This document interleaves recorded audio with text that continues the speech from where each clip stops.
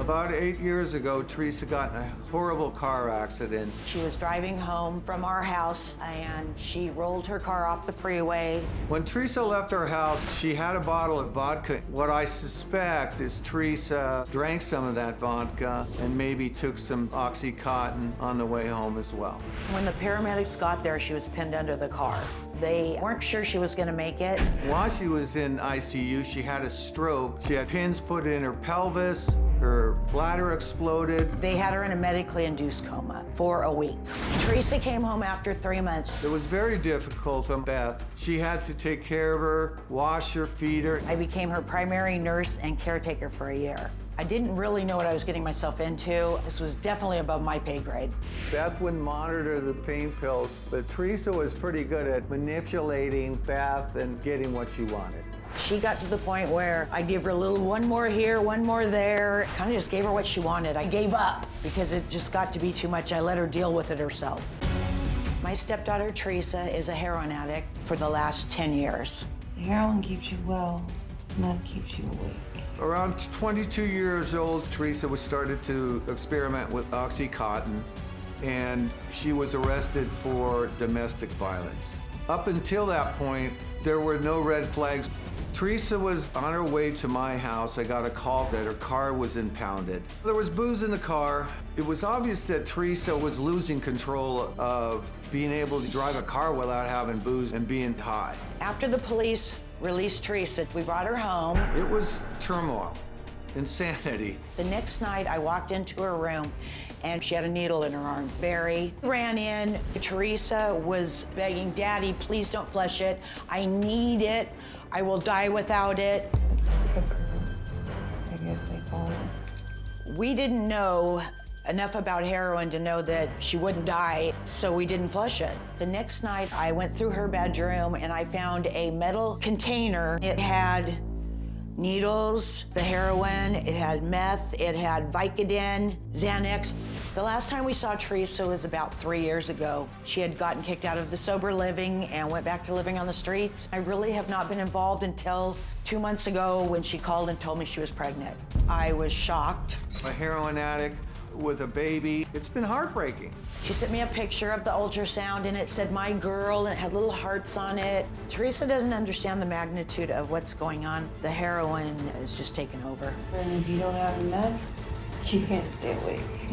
I'm concerned the child may be taken away. That's a better option than being raised by a heroin addict.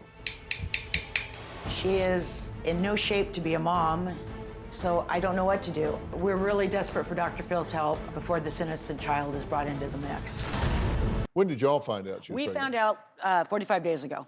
45 days ago. Yep. We let her know that we weren't going to give her any more money. We were talking about our retirement, and we were at the point where, okay, we can't afford to give this girl money anymore. And then when we said, no more money, Trace, that's when she said, I need to talk to you. And that's when she told us she was pregnant.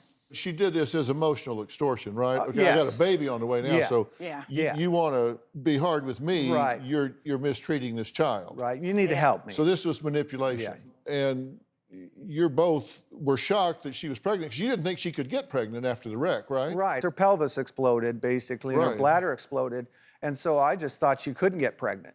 Okay, and we call this an accident, but the fact of the matter is she got in this car under the influence, drove down the road, crashed, and there's not really anything accidental about that. No. I mean, it's as predictable as the sun coming up in the morning. yeah. The miracle is she lived. Right. And you've known that she's been on drugs for a long time, all the way back from high school.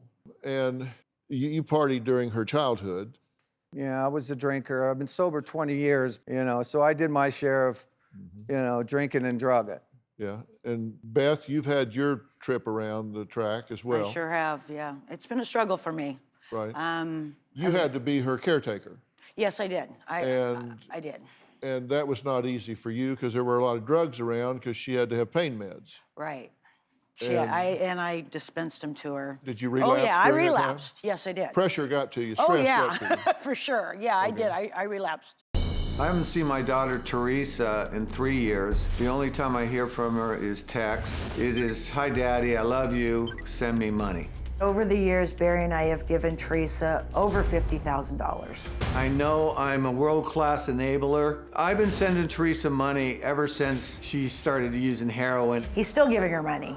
I send her about $150 a week. Barry parents out of guilt, and he's given Teresa money because of not being there when she was a child. I've paid for Teresa's rent, clothes, jewelry. The rare time I would say no, she would text me back and say, Daddy, I need cigarettes and I need some food. I would send her money. But deep down inside, I knew it was for heroin.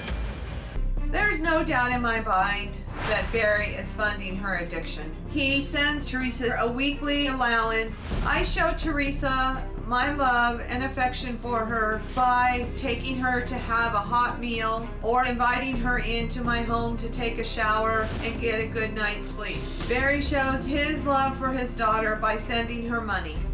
Barry consumed large quantities of alcohol. When I got pregnant, I stopped, but he continued to use cocaine, drinking, then ecstasy. I was married to Barry approximately 5 years, and we got divorced because I found out he was having multiple affairs.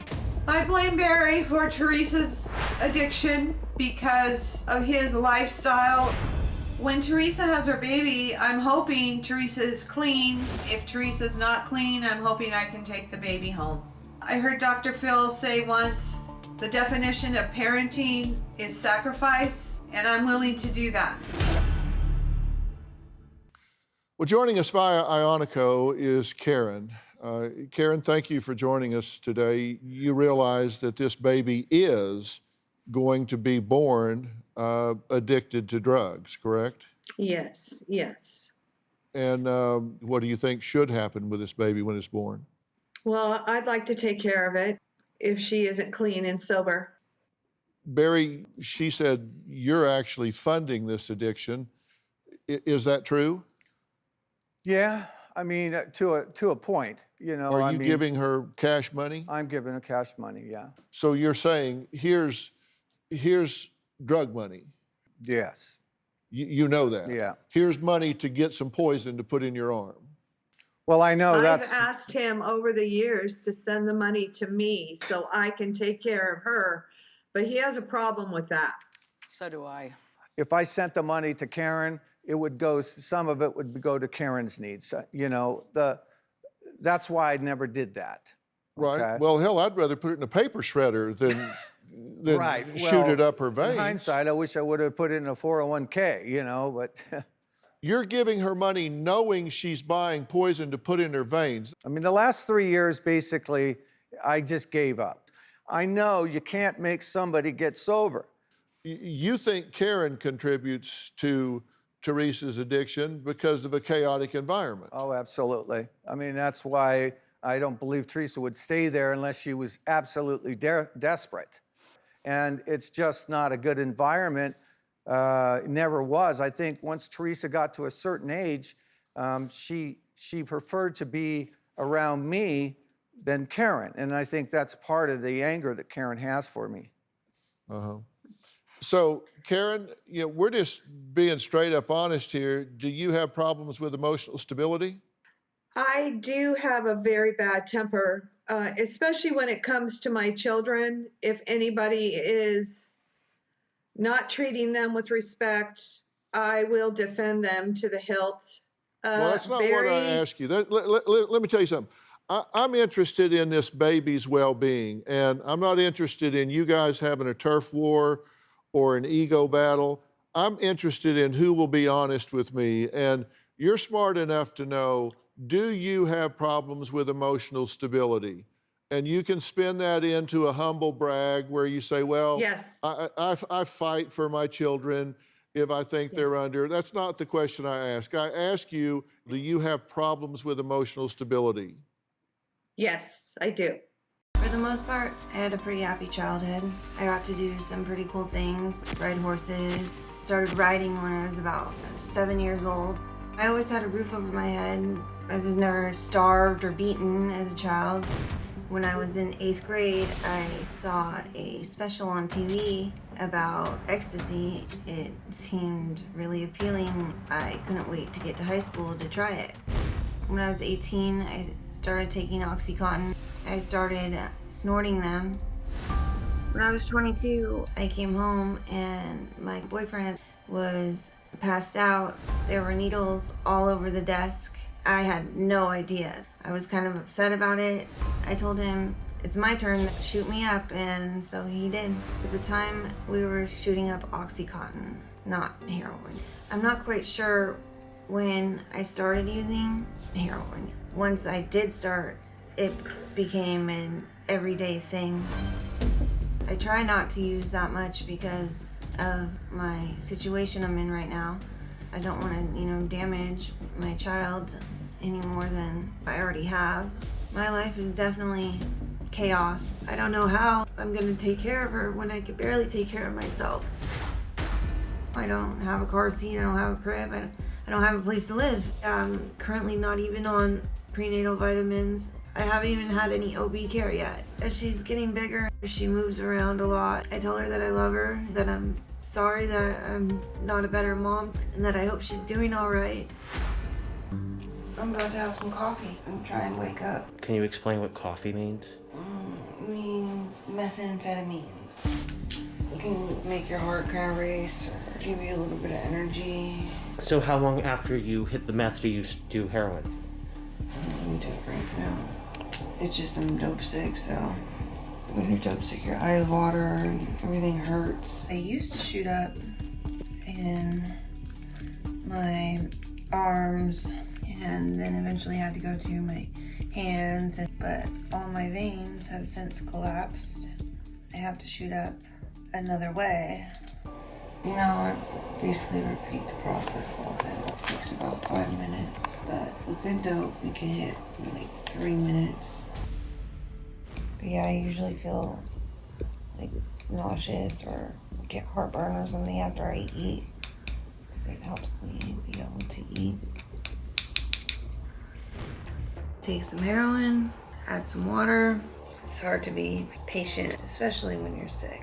You kind of get like a warm sensation, kind of floods all over your entire body, but the actual high can last a few hours. It's not something that you can just go a day without doing. Mm-hmm. Your body gets physically dependent and feel like you're gonna die and want to die if you don't have it. You don't get the same rush as when you IV it, but you can't really miss with the way that I do it, and you don't have to stab yourself 1,000 times, which really does suck. My ultrasound results, though, I finally just opened that letter. She looks normal and all that good stuff, so that's a relief. I haven't gotten to go over it with my doctor yet, though, unfortunately, because I keep missing my appointments, but at least right there on paper it says she's all right. Teresa, tell me how you're feeling right now, this minute.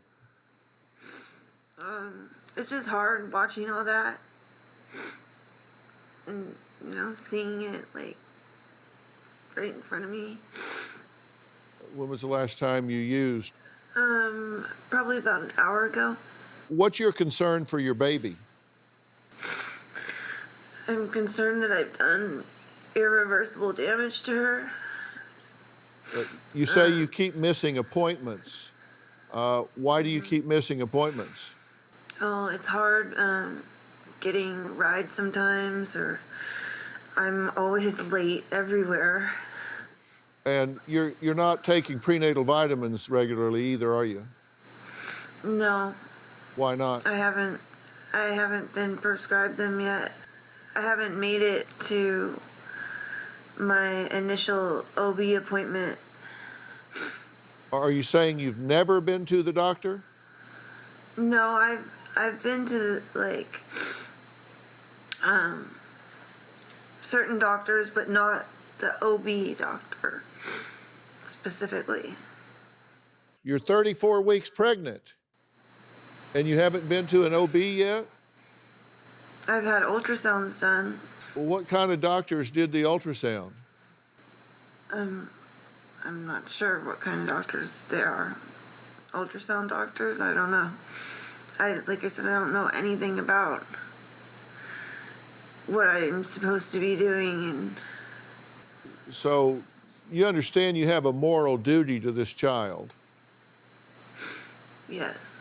And intellectually, you understand that there are steps to be taken to ensure the child's health. Mm-hmm. So are you morally corrupt and intellectually bankrupt, or are you just not wanting to do it? Like I said, it's hard to get places. And so out of these three adults here in your life, Karin and Beth and Barry, you didn't let anybody know you were pregnant and have them help you and assist you in getting the proper care for this baby. I'm sorry. What? That's all right. We got to take a break. Teresa. Well, I'm joined by Beth, Barry, Teresa, and Karin. This whole family says they have suffered from substance abuse. Barry admits he was a heavy drinker in the past. Karin, who was wife number one, was drunk during a marriage with Barry. Alcohol and marijuana all of her life. Currently smokes marijuana. Wife number two, Ellen, 26-year-old, died of a heroin overdose. Beth, wife number four, struggles on and off with addiction. Drank 2 days when she found out Teresa was pregnant. So you kind of grew up around all of this, Teresa.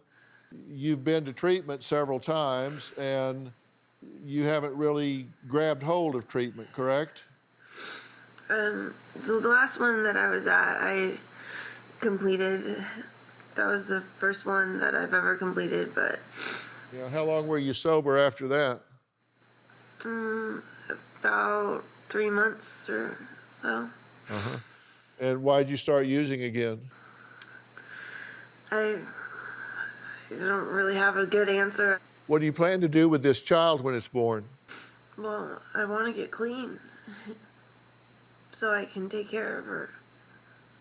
You know that this baby is going to be born addicted, right? Yeah. Let's just take a look at a very disturbing video of a newborn going through withdrawals.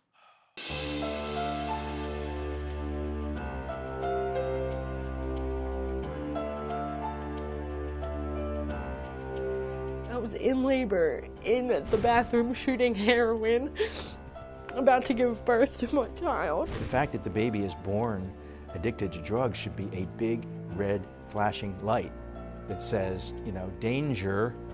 Let's all, you know, take a look at this child and its mother and its family and see if it's safe.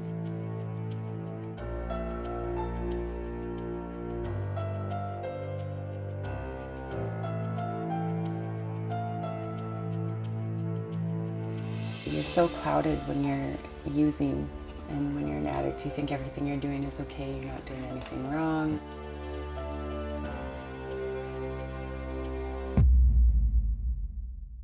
You know, the truth is, this is a reality that you just can't pretend isn't there. This is where we're headed here. And Teresa, this isn't about you anymore. It's about your innocent, unborn child. And doing what you have to do to protect this baby. And coming up, we're going to meet someone who says Teresa's baby will be taken away from her if she doesn't do a 180 with her life, and I mean fast. We'll talk about that next.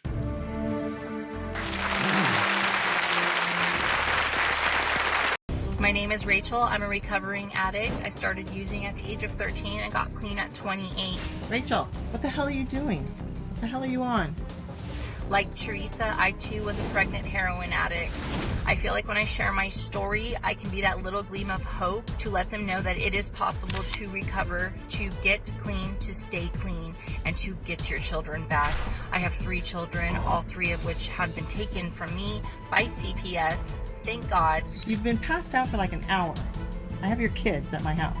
I've also fought and worked my butt off to get them back so I can be the best mother I can possibly be today. My last child was born addicted to heroin, methadone, and meth, and I had her on my own on a couch in a trailer where I used to store my dope. After that, I realized I really needed to change my life. Today I work in treatment and I give freely to the women who want to take what I have. I hope that maybe I can be an inspiring story to any woman who is trying to get clean, especially Teresa, so she knows she's not alone. Rachel, thank you so much for being here. Thank you for having me. It was not easy to turn that corner, and you had to, it wasn't a matter of keeping your children, it was a matter of getting them back, correct? Correct. Yeah, Because they were taken from you, they were. and should have been. Absolutely. My mother actually was the one that initially started calling CPS when I was using with my boys around, and I thank God every day she did. And how long did it take you to get where you trusted yourself, where you were clean and sober and said, I got this. I know I've got to keep fighting it, but I know now I can look my children in the eye and say I can be here as your mother. Never say I got this. I'm one bad decision away. But I know that today I'm a better person than I was yesterday. And I'm the best mom that I can possibly be to them. I listen to their needs. I try my hardest to, just really do my best for them. And you're willing to connect with Teresa and talk to her beginning right now. What do you want to say to Teresa? I know right now you're probably feeling so hopeless, guilty, ashamed. I tear up because I feel that. I've been there. I get it. Sorry. But you've got to want this for yourself. A baby's not gonna fix it. You gotta get clean. You gotta do what's suggested of you by a lot of people that you probably don't wanna listen to. Because if you're anything like me, you're probably stubborn, but you gotta get your life straight and you gotta get yourself straight. I didn't get my kids back right away, and I thank God that I did not get them back right away because I probably would have a needle in my arm right now if I did. I got them back slowly, and I learned to cope with my feelings. I learned to address the issues that were at hand, and I worked my butt off doing it, and I'm living proof that you can do that. Teresa, what do you want? You tell me, what do you want? I want to get clean. And I want to be able to take care of my baby. Dr. Alabadi has said very plainly, just some piece of paper that says, yeah, this ultrasound looks okay, your baby's okay, is woefully insufficient. You don't know where you are. You don't know what your situation is, which means your baby is just in a free fall. And she has agreed to see you and examine this baby and see where things are. And I will help you do that. I will make arrangements to get you down here to Dr. Alabadi if you are willing to do that and do the work and do what she tells you to do and let Rachel help you and walk you and guide you through this process. And then we'll look at the next step then. I don't know whether DCFS will even consider letting you or anybody in your family retain care of this child or what happens, but I know this, you're killing this baby right now and you need to get into the proper care, and Dr. Alabadi is a world-class expert that has opened her door to you. I really appreciate that. When we make those arrangements, you do not want to be late. You want to be where you're supposed to be when you're supposed to be there. Correct. Rachel, you're willing to Absolutely. help her along the way, and Dr. Alabadi, I've described this accurately. You're willing to see her? Absolutely. I will do everything in my power to put her on the right path It's doable, and we do it all the time. And 34 weeks, you know, better late than never.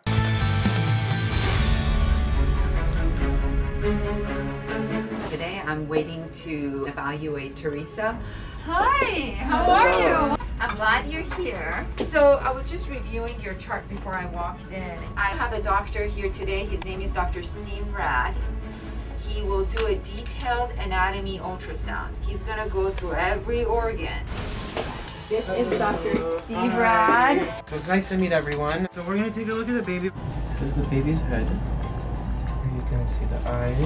You can see the brain divided in half. I want to listen to the heartbeat now. So far things are looking good, okay? Oh yay. Before I leave, she has a foot abscess. So I'm gonna do an OB panel, I'm doing NIPT on her. I wanna make sure that there's not a blood clot in your leg causing that abscess. I'm Dr. Cohen. I do addiction psychiatry, and I happen to also have a specialty in treating women in pregnancy. We're going to try to find a treatment center that can treat both substance use and pregnancy. I think we should definitely detox you from meth as well. The sooner we get you off of it, the better. We just want to get you detoxed as soon as possible so the baby's no longer exposed. Unfortunately, her foot doesn't look good. So before she gets septic, we're going to admit her to the hospital. As we speak, I think she's using something in the bathroom, which is fine. That's why you're here. We're doing this because Dr. Phil asked us to do it, and I care for her. It breaks my heart. I know what these patients go through. How are you feeling? Nervous and terrified, but excited at the same time. I'm really grateful that I have all these amazing people helping me. I couldn't be more thankful that my baby is healthy. I can't tell you how excited I am. Looks like we've got a really good plan for Teresa. I just can't thank Dr. Phil enough and all the doctors involved today. I am so grateful for this last chance for her and her baby. The doctors are amazing. I want to express my appreciation to you, Dr. Phil, for helping my daughter.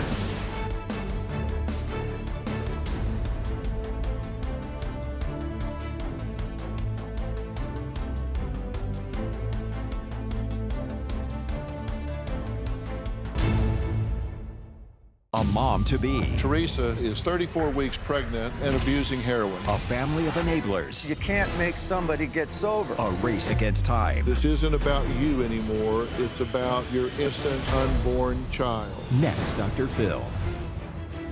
Check your local listings.